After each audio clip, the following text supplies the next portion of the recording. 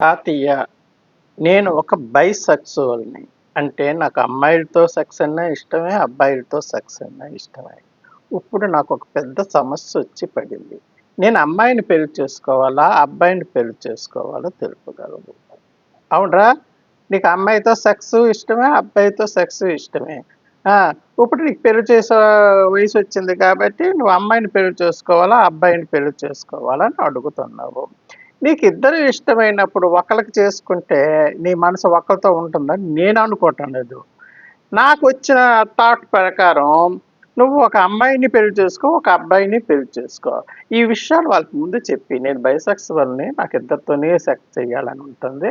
కాబట్టి నేను ఇద్దరిని పెళ్లి చేసుకుంటానని.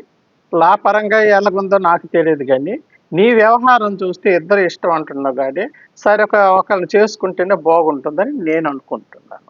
ఆలోచించుకొని చేసుకో. ఉంటాను.